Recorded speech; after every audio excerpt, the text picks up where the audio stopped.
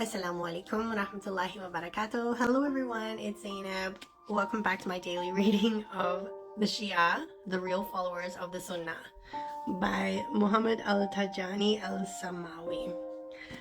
So I just started this book yesterday, and yesterday I read to you about the first incident that led to divergence from the Prophet's Sunnah. So it was the first incident that kind of, where you could like pinpoint where a split started happening between two groups. One group being the group that followed the Sunnah, and one group who didn't. Now it's funny because the one who ended up not following the Sunnah then later on started calling themselves Sunnis. So that's really kind of funny, but they're the biggest gaslighters in the world. So anyways, today I want to read you about the second incident that led to divergence from the Prophet's Sunnah. Okay. In the name of Allah, most gracious, most merciful, all praise belongs to him, and peace and blessings to Prophet Muhammad and his pure family. Okay. Bismillahirrahmanirrahim. So this is the second incident. That was their refusal to join Usama's army, which was personally raised by the Messenger of Allah, sallallahu alaihi wasallam, who ordered them 2 days before his demise to enlist under Usama's leadership. Usama, okay. They went as far as casting doubt about the wisdom of the Messenger of Allah, sallallahu alaihi wasallam, and criticizing him for having appointed a 17-year-old young man who did not even grow a beard yet as the army's leader. Usama was a young man, barely a man. Some may have said he was still a boy. Didn't have a beard yet even. So some people had a problem with that. Abu Bakr and Umar, as in Caliph number 1 and Caliph number 2, as well as many other Sahaba, refused to join the army in the pretext of taking care of the issue of caliphate, despite the Prophet's curse upon all those who would not join Usama. Interesting.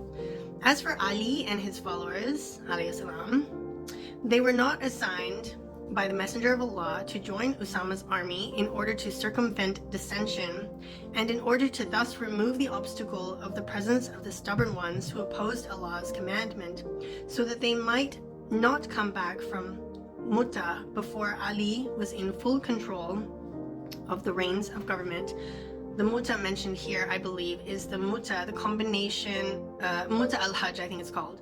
So the combination of al-Hajj and al-Umrah, which is the pilgrimage when they go to Mecca. Two types of pilgrimages, and they used to combine them. Hajj is the obligatory one, Umrah is the non-obligatory one. Before Ali was in full control of the reins of government, as Allah and his messenger wanted him to, as a successor to the Prophet. But the shrewd Arabs among Quraysh, the Quraysh tribe, anticipated the Prophet's plan and refused to get out of Medina. They waited till the messenger went back to his Lord. It was then that they carried out their own scheme as they had planned, going against what Allah and the Messenger of Allah had willed. In other words, they rejected the Prophet's Sunnah.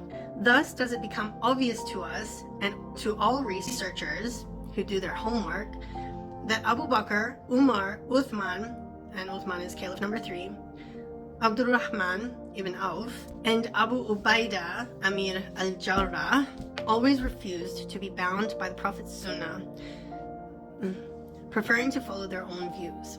They always pursued their worldly interests and desires to attain political dominance, even if the price of doing so was transgression against Allah and his messenger.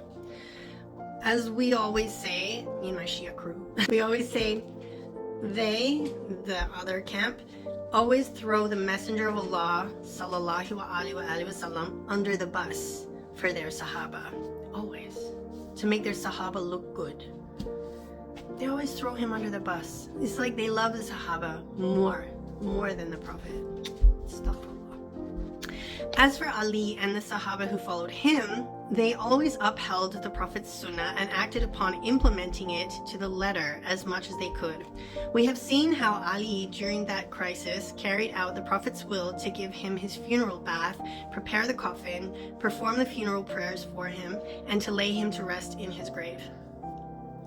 Ali carried out all these orders without being diverted by anything, even though he knew that the others were racing to Banu Sa'ida's Saqifa, it's like a little shed, in order to promote one of them as the caliph.